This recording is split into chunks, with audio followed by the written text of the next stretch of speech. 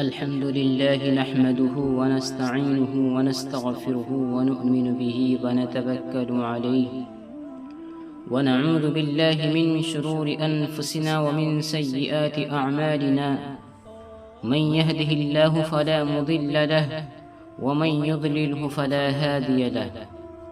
أما بعد فأعوذ بالله من الشيطان الرجيم.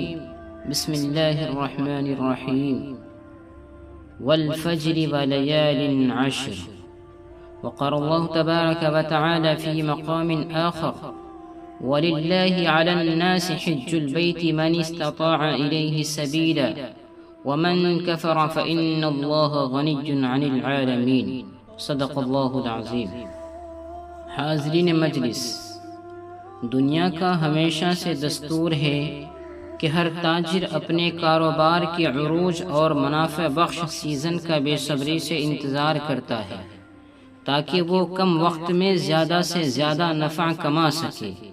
بالکل اسی طرح خالق کائنات نے اپنے گنہگار بندوں کی بخشش، مغفرت اور درجات کی بلندی کے لیے نیکیوں کے کچھ خاص سیزن اور نورانی ایام مقرر فرمائے ہیں. ہم کتنے خوش نصیب ہیں کہ اللہ کی رحمت کا ایک ایسا ہی عظیم الشان سیزن ایک مرتبہ پھر ہماری زندگیوں میں دستک دے رہا ہے، اور وہ سیزن ذی الحجہ کا بابرکت مہینہ ہے.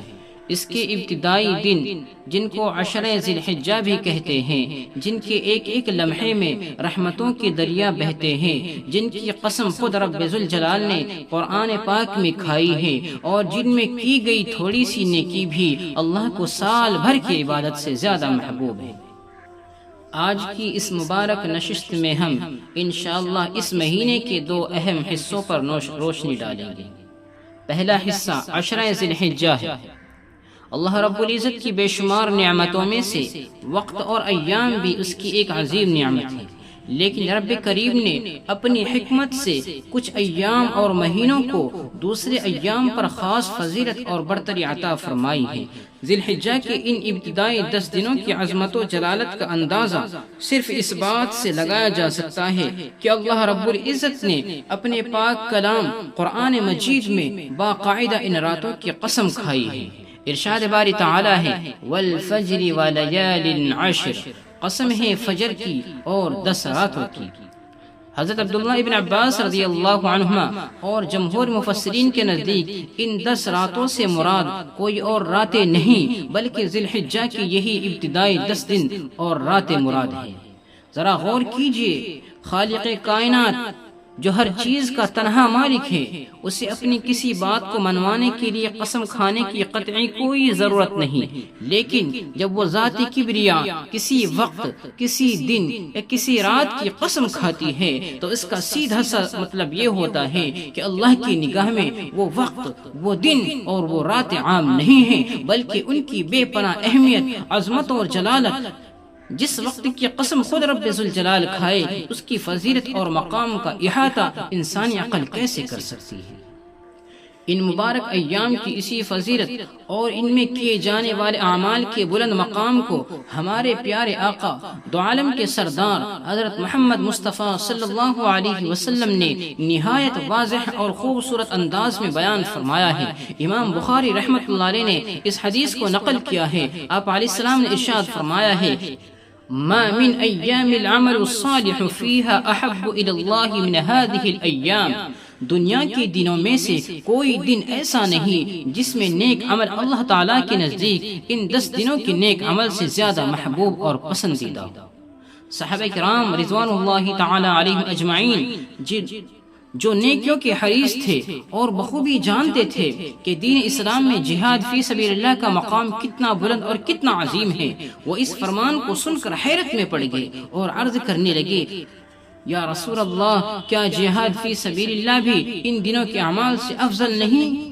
آپ علیہ السلام نے صحابہ اکرام کی اس حیرت کو دور کرتے ہوئے ایک ایسا جواب دیا جو ان ایام کی عظمت کی انتہا کو ظاہر کرتا ہے. آپ علیہ السلام نے فرمایا: ہاں، جہاد فی سبیل اللہ بھی ان دنوں کے نیک اعمال کے برابر نہیں ہو سکتا. سوائے ایک صورت کے کہ کوئی شخص اپنا مال، اپنی جان اور اپنا سب کچھ لے کر اللہ کی راہ میں نکلے اور پھر وہاں سے کچھ بھی بچا کر واپس نہ لائے، یعنی اپنا مال بھی اللہ کی راہ میں لٹا دے اور اپنی جان کا نذرانہ بھی پیش کر کے شہادت کے اعلیٰ ترین رتبے پر فائز ہو جائے۔ دوستو، اس فرمان نبی صلی اللہ علیہ وسلم کا سیدھا سا مطلب یہ ہے کہ ان 10 دنوں میں محبت اور خلوص کے ساتھ پڑھا گیا ایک نفل، کیا گیا ایک سجدہ، زبان سے نکلا ہوا ذکر کا ایک کلمہ اور دیا گیا تھوڑا سا صدقہ بھی عام دنوں کے بڑے بڑے اعمال پر بھاری ہے۔ علماء اکرام فرماتے ہیں کہ ان ایام کی اس بے مثال فضیلت کی ایک بڑی وجہ یہ ہے کہ ان 10 دنوں میں اسلام کی تمام بنیادی عبادات یعنی نماز، روزہ، صدقہ اور حج ایک ساتھ جمع ہو جاتی ہیں، جو سال کے کسی اور مہینے یا حصے میں اس خوبصورتی کے ساتھ یکجا نہیں ہوتی۔ اس لیے یہ ایام نیکیوں کو سمیٹنے اور اللہ کو راضی کرنے کا ایک بہترین موقع ہے۔ دوستو، جب ہمیں یہ معلوم ہو گیا کہ رب کائنات کے یہاں ان 10 دنوں کی فضیلت کا یہ عالم ہے، تو پھر ہمارا رویہ کیا ہونا چاہیے؟ کیا ہم ان قیمتی اور نورانی ساعتوں کو بھی عام دنوں کی طرح غفلت، سستی یا دنیاوی کام دھندوں میں گزار دیں گے؟ ہرگز نہیں۔ ایک سچا مومن تو نیکیوں کا حریص ہوتا ہے۔ ان مبارک ایام میں جو سب سے بہترین، آسان اور ہر لمحہ کیا جانے والا عمل ہے وہ اپنے خالق و مالک کا ذکر ہے۔ احادیث مبارکہ میں ان دنوں کے اندر کثرت کے ساتھ ذکر و اذکار کی خاص تاکید آئی ہے۔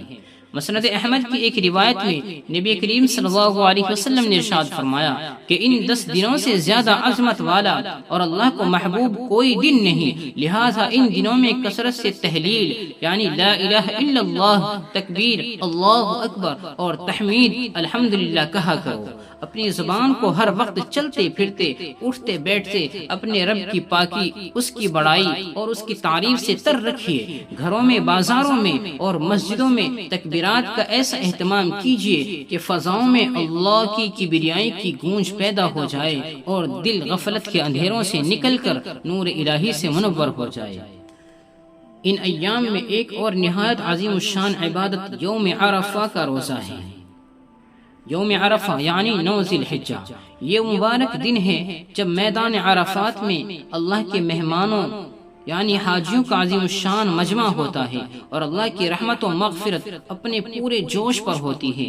حاجی تو وہاں میدان عرفات میں بخشے جاتے ہیں، لیکن جو مسلمان حج کی سعادت سے محروم رہ گئے اور اپنے گھروں میں ہیں، ان کے لیے ہمارے پیارے آقا صلی اللہ علیہ وسلم نے بخشش کا کتنا خوبصورت اور آسان راستہ بتایا ہے۔ آپ علیہ السلام نے اس ایک دن کے روزے کی ایسی فضیلت بیان فرمائی ہے کہ سن کر ایک مومن کا دل خوشی سے جھوم اٹھتا ہے۔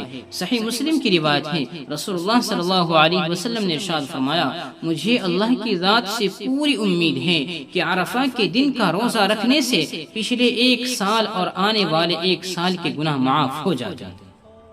ذرا غور تو کیجئے، محنت صرف 1 دن کے روزے کی ہے، بھوکا پیاسا صرف چند گھنٹے رہنا ہے، اور انعام کتنا شاندار ہے، پورے 2 سال کے گناہوں کی معافی کا پروانہ۔ کیا ہم اتنے محروم اور کم نصیب ہیں کہ رب العزت کی اس قدر سستی اور عظیم آفر سے بھی فائدہ نہ اٹھا سکے؟ اس 1 دن کی مشقت برداشت کر کے اپنے رب کو راضی نہ کر لے۔ اس لیے میری آپ تمام حضرات سے دل کی گہرائیوں سے گزارش ہے کہ 9 ذی الحجہ کے روزے کا خود بھی اہتمام کیجیے، اپنے دوست احباب کو بھی بتائیے اور اپنے گھر والوں، بیوی بچوں کو بھی اس عظیم سعادت سے محروم نہ رہنے دیجیے۔ ذی الحجہ کے مبارک مہینے کا دوسرا اور سب سے نمایاں پہلو وہ عظیم الشان اور روح پرور عالمی عبادت ہے جسے شریعت کی زبان میں حج کہا جاتا ہے۔ ذی الحجہ کا مہینہ جہاں گھر بیٹھے انفرادی عبادات سے اللہ کو راضی کرنے کا مہینہ ہے، وہیں یہ دنیا بھر کے مسلمانوں کے لیے دیوانہ وار اپنے رب کے گھر کی طرف کھینچے چلے جانے کا موسم بھی ہے۔ حج اسلام کی عمارت کا وہ مضبوط اور بنیادی ستون ہے جس میں مال اور جان دونوں کی قربانی کا ایک نہایت حسین اور عجیب امتزاج پایا جاتا ہے۔ نماز اور روزے میں محض جسمانی مشقت ہے، زکوٰۃ میں صرف مالی قربانی ہے، لیکن قربان جائیے اس عظیم فریضے پر کہ اس میں بندہ اپنا خون پسینے کا کمایا ہوا مال بھی خرچ کرتا ہے، اپنا وطن اور گھر بار بھی چھوڑتا ہے، اور اپنا جسم بھی مشقت میں ڈال کر 2 سفید چادروں میں فقیروں کی طرح اپنے رب کے دربار میں لبیک اللہم لبیک کی صدائیں لگاتا ہوا حاضر ہوتا ہے۔ اللہ رب العزت نے قرآن مجید میں حج کی فرضیت کا اعلان اتنے جلال اور واضح انداز میں فرمایا ہے کہ اگر انسان دل کی آنکھوں سے پڑھے تو اس کا رواں رواں لرز اٹھے۔ سورہ آل عمران میں ارشاد باری تعالی ہے وَلِلَّهِ عَلَى النَّاسِ حِجُّ الْبَيْتِ مَنِ اسْتَطَاعَ إِلَيْهِ سَبِيلًا وَمَنْ كَفَرَ فَإِنَّ اللَّهَ غَنِيٌّ عَنِ الْعَالَمِينَ، اور اللہ کی طرف سے لوگوں پر اس گھر کا حج فرض ہے جو اس تک پہنچنے کی استطاعت رکھتا ہو، اور جو انکار کرے تو یقین اللہ تعالی تمام جہانوں سے بے نیاز ہے۔ اس آیت مبارکہ پر ذرا غور کیجیے۔ اللہ تعالیٰ نے مال اور راستے کی استطاعت رکھنے والوں پر صرف حج فرض ہی نہیں کیا، بلکہ جو شخص مال و دولت اور صحت ہونے کے باوجود حج ادا نہیں کرتا، اللہ نے اس کے اس رویے اور غفلت کو کفر یعنی انکار کے مشابہ قرار دیا ہے، اور ساتھ ہی اپنی بے نیازی کا کتنا زبردست اعلان فرمایا ہے کہ اے انسان، اگر تو مال ہونے کے باوجود میرے گھر نہیں آتا تو مت آ، تیرا رب تجھ سے اور تمام جہانوں سے بے نیاز ہے، تو اپنا سر میری چوکھٹ پر جھکائے گا تو اپنا بھلا کرے گا، نہیں جھکائے گا تو تیرا اپنا ہی نقصان ہے، خدا کی خدائی میں اس سے کوئی کمی نہیں آئے گی۔ حج کی فرضیت کا جلال اپنی جگہ، لیکن اس کی فضیلت اور انعام کے حوالے سے رحمت للعالمین صلی اللہ علیہ وسلم کے ارشادات گناہ گاروں کے تاریک دلوں کے لیے امید اور تسلی کا بہت بڑا پیغام ہے۔ انسان ساری زندگی گناہوں کی گٹھری اٹھائے پھرتا ہے، لیکن جب وہ سچے دل سے بیت اللہ کا قصد کرتا ہے تو اس پر کیسی رحمت برستی ہے۔ ہمارے پیارے آقا صلی اللہ علیہ وسلم نے ارشاد فرمایا، جس نے اس گھر کا حج کیا اور اس میں کوئی فحش بات یا گناہ کا کام نہ کیا تو وہ اس طرح گناہوں سے پاک ہو کر لوٹے گا جیسے اس دن تھا جب اسے اس کی ماں نے جنا تھا۔ ذرا اس انعام کی وسعت کا تصور کیجیے۔ ایک شخص جوانی میں یا بڑھاپے میں حج کرنے جاتا ہے، اس کے کندھوں پر سالوں کے گناہوں کا بوجھ ہے، لیکن جب وہ دوران حج ہر قسم کی بے حیائی، گناہوں اور لڑائی جھگڑے سے اپنے آپ کو بچاتا ہے تو واپسی پر اللہ کی رحمت اس کا نامہ اعمال بالکل کوڑا اور بے داغ کر دیتی ہے، اور وہ یوں معصوم ہو جاتا ہے جیسے آج ہی ماں کے پیٹ سے پیدا ہوا ہو۔ کیا اس سے بڑی خوش نصیبی کوئی اور ہو سکتی ہے؟ یقیناً نہیں۔ ایک اور مقام پر آپ علیہ السلام نے کتنا پیارا اور دل کو موہ لینے والا اعلان فرمایا، حج مبرور یعنی وہ مقبول حج جس میں کوئی گناہ نہ ملایا گیا ہو، اس کا بدلہ جنت کے سوا کچھ نہیں ہے۔ یعنی وہ حج جس میں دکھاوا نہ ہو، ریاکاری نہ ہو، اور جو خالص اللہ کے لیے ہو، تو سن لو اللہ اس کے بدلے میں تمہیں دنیا کی کوئی فانی چیز نہیں دے گا، بلکہ اس مقبول حج کا براہ راست انعام اللہ کی وہ خوبصورت اور ابدی جنت ہے جس کی نعمتیں کبھی ختم نہیں ہوں گی۔ کیا ان فضائل کو سننے کے بعد بھی کسی صاحب ایمان کا دل یہ گوارا کرے گا کہ وہ استطاعت ہونے کے باوجود اس سعادت سے محروم رہے اور اپنے رب کے دربار کی حاضری کو کل پر ٹالتا رہے؟ یقیناً ایسا ہرگز نہیں ہو سکتا۔ لیکن میرے دوستو، جہاں بیت اللہ کی حاضری اور حج کے اتنے عظیم فضائل ہیں، وہیں ذرا ہم اپنے معاشرے کے حال اور اپنی غفلت پر نظر ڈالیں۔ کتنے افسوس، دکھ اور حسرت کا مقام ہے کہ آج ہماری ترجیحات کس قدر بدل چکی ہیں۔ آج ہمارے پاس عالیشان کوٹھیاں بنانے، بینک بیلنس بڑھانے کے نئے نئے طریقے ہیں، اور دنیا بھر کے سیر و تفریح کے لیے تو لاکھوں کروڑوں روپے آسانی سے نکل آتے ہیں، لیکن جب اللہ کے گھر جانے کی باری آتی ہے تو ہم طرح طرح کے ہیلے بہانے تراشنے لگتے ہیں۔ شیطان نے ہمیں کیسے خوبصورت فریب میں مبتلا کر رکھا ہے۔ کوئی کہتا ہے ابھی تو بچے چھوٹے ہیں، ان کا مستقبل سنوار لو۔ کوئی کہتا ہے ابھی تو بیٹیوں کی شادیاں کرنی ہیں، ان کے فرض سے سبکدوش ہو جاؤں۔ اور کوئی یہ سوچ کر مطمئن بیٹھا ہے کہ ابھی تو ہم جوان ہیں، حج تو بڑھاپے کا کام ہے، جب سارے دنیاوی دھندے نپٹا لیں گے تب آرام سے اللہ اللہ کریں گے اور حج کو جائیں گے۔ خدا را سوچئے، کیا ہمارے پاس زندگی کی کوئی گارنٹی ہے؟ کیا جوانی موت سے بچاؤ کا کوئی سرٹیفکیٹ ہے؟ شریعت مطہرہ کا یہ متفقہ اور دو ٹوک فیصلہ ہے کہ جس پر حج فرض ہو جائے اس کے لیے بغیر کسی شرعی عذر کے محض دنیاوی کاموں کی وجہ سے حج میں تاخیر کرنا بہت بڑا اور سخت گناہ ہے۔ حضرت علی رضی اللہ عنہ روایت کرتے ہیں کہ رحمت دو عالم صلی اللہ علیہ وسلم نے کیسی لرزہ خیز اور رونگٹے کھڑے کر دینے والی وعید ارشاد فرمائی، جس شخص کے پاس زاد راہ اور سواری ہو جو اسے بیت اللہ تک پہنچا سکے اور پھر وہ حج نہ کرے تو اس بات میں کوئی فرق نہیں کہ وہ یہودی ہو کر مرے یا نصرانی ہو کر مرے۔ ذرا غور کیجئے، وہ نبی جو اپنی امت کے لیے راتوں کو رو رو کر دعائیں مانگتا تھا، جو سراپا رحمت تھا، آج وہ کس قدر ناراض ہے ان لوگوں سے جو استطاعت کے باوجود اللہ کے گھر نہیں جاتے۔ آپ علیہ السلام فرما رہے ہیں کہ جو صاحب حیثیت ہونے کے باوجود حج کی ادائیگی نہیں کرتا، مجھے اس کی کوئی پرواہ نہیں کہ اسے موت یہودی ہونے کی حالت میں آئے یا عیسائی ہونے کی حالت میں آئے۔ یہ کوئی معمولی بات نہیں ہے، یہ ایمان کے سلب ہو جانے کا بہت بڑا خطرہ ہے۔ اور صحابہ کرام رضی اللہ عنہم جو مزاج نبوت کے سچے امین تھے، ان کا غصہ دیکھیے۔ سیدنا حضرت عمر فاروق رضی اللہ عنہ جن کے دور میں قیصر و کسریٰ کے محلات لرزتے تھے، ان کا تو یہاں تک کا ارادہ تھا، آپ فرماتے تھے میرا دل چاہتا ہے کہ میں اپنے نمائندے بھیجوں جو جا کر دیکھے کہ کن لوگوں کے پاس مال و دولت کی وسعت ہے اور انہوں نے حج نہیں کیا، تو ان پر جزیہ یعنی وہ ٹیکس جو اسلامی ریاست میں غیر مسلموں پر لگایا جاتا ہے وہ نافذ کر دوں۔ اور پھر آپ نے زبردست جلال کے ساتھ 2 مرتبہ فرمایا وہ مسلمان نہیں ہیں، وہ مسلمان نہیں ہیں۔ حاضرین مجلس، خلاصہ کلام کے طور پر یہی عرض کروں گا کہ آنے والا عشرہ ذی الحجہ در حقیقت رحمتوں، برکتوں، بخشش اور نیکیوں کی لوٹ مار کا ایک عظیم سیزن ہے۔ اس مبارک عشرے کی ایک ایک رات اور ایک ایک دن ہیرے موتیوں سے زیادہ قیمتی ہے۔ خدا را ان بابرکت ایام کو عام دنوں کی طرح غفلت کی نیند، فضول گپ شپ، بازاروں کی رونقوں اور موبائل اور انٹرنیٹ کی نظر مت کیجیے گا، بلکہ اپنے رب کو منانے کے لیے سچے دل سے توبہ استغفار کیجیے۔ یوم عرفہ کے روزے اور نوافل کا خاص اہتمام کیجیے۔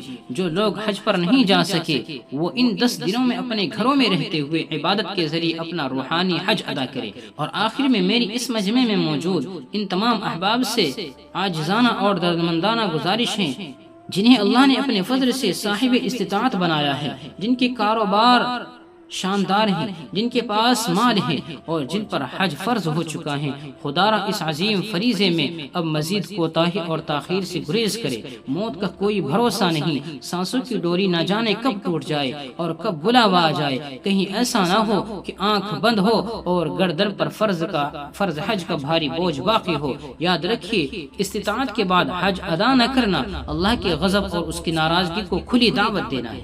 اللہ تعالی ہم سب کو ان بابرکت اور مقدس ایام کی حقیقی قدردانی کی توفیق عطا فرمائے اور ہم تمام کو صحت و عافیت کے ساتھ بیت اللہ کی حاضری، روضے رسول صلی اللہ علیہ وسلم کی زیارت اور مقبول حج کی سعادت نصیب فرمائے۔ آمین۔ وآخر دعوانا الحمدللہ رب العالمین۔